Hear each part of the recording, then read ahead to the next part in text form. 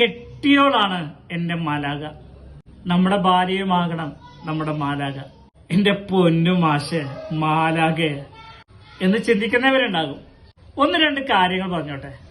ഇത് ചെയ്തിട്ട് നിങ്ങളുടെ കെട്ടിയോള് മാലാകയാകുന്നില്ലെങ്കിൽ അപ്പം നമുക്ക് നോക്കാം.